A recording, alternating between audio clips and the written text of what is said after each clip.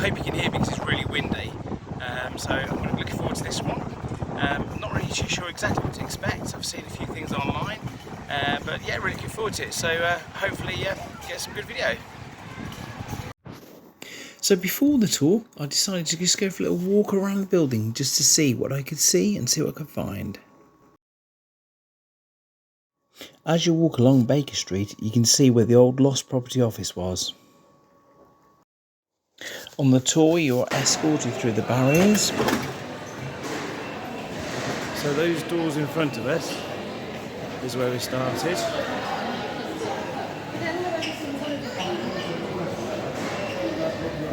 This took us down a secret passage which runs parallel to this bridge. This is where we got our first glimpse of part of the station that is no longer in use. The tour guides gave us some history about the station and gave us an opportunity to take some photos. We suddenly appear out of this door, then head down these stairs, down onto the platform and along the platform for our next bit.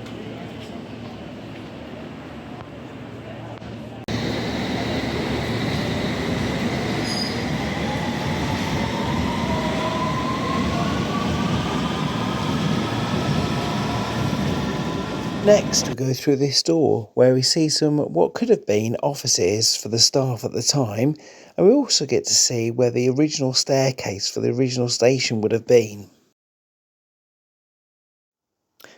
Then back out and over this bridge, which was added in 1911 to ease congestion in the station.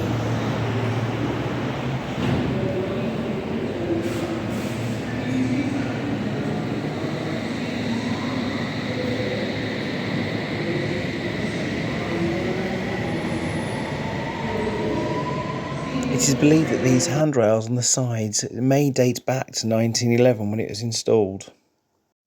There used to be windows here where you could look down onto the platforms and see the trains. Then down this staircase and back onto the opposite platform to where we've just come from.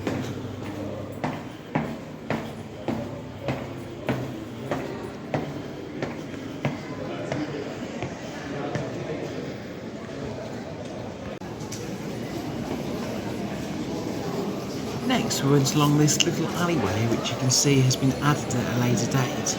Now along here you can see some poster frames from when the Metropolitan line had steam trains.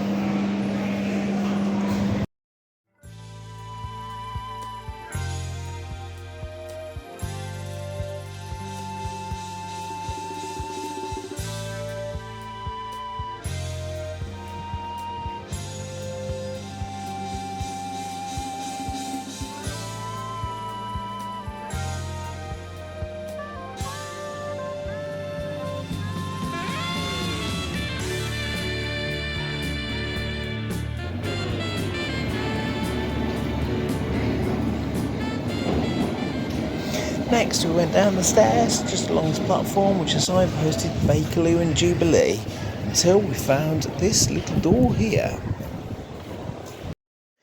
This part of the station is nicknamed the Cathedral by the staff. We had another little presentation by the team and they gave us a little bit more of a background history about a bit more of the station.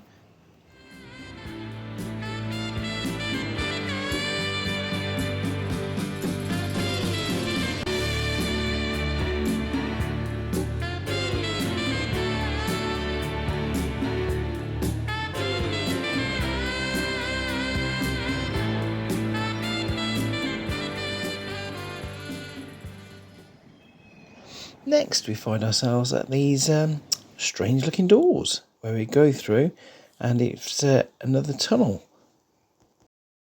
So a little bit about the station history. I hope I get this all right. So where the current Hammersmith and City lines are, that was opened in January 1863 by the Metropolitan Railway. In 1868 the additional platforms were added by the Metropolitan Railway. In March 1906 the Baker Street and Waterloo line was founded, and that goes here. In March 1907, that was then extended to Marylebone, and in November 1939, the Bakerloo line went services to Stanmore, and then in May 1979, that then became the Jubilee line, and then in July 1990 the Hammersmith and City line was officially named. So when the Baker Street and Waterloo line first opened, they installed lifts. So by doing that, this creates a pocket in the station which we could then explore, which is now disused, which was taken out when the escalators were installed, and this is now a ventilation point. That was a 1940s film about Hopefully this diagram will help to make a bit more sense of it all. So just to put it into context, we came in here and then we walked around to here and then down to here, round to here, round to here, down here, and now we're in this section.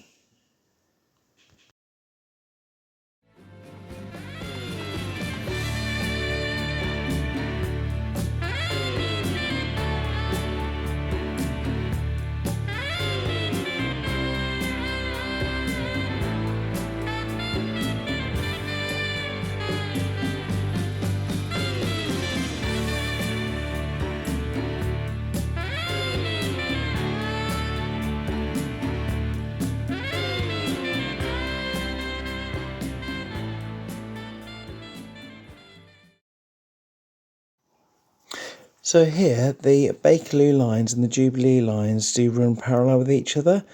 The northbound platforms are above the southbound platforms.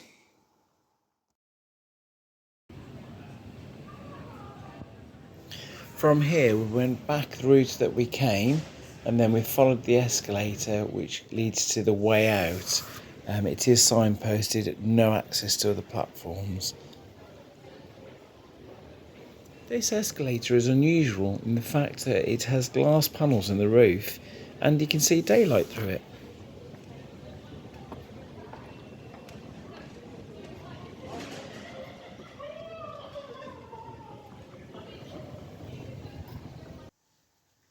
From here we get taken through a staff only access route where we get to see the other side of that escalator and a little bit more about the history about the station.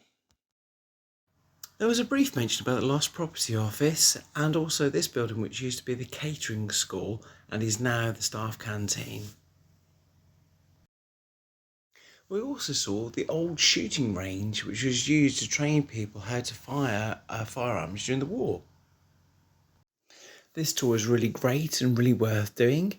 Just to mention as well, this is the only station that has got 10 platforms and is an underground station, and it covers just over 4 acres of land. And of course, in places in the station, there are references to a certain Sherlock Holmes. Note to self, when you take a photograph, not a video, like this.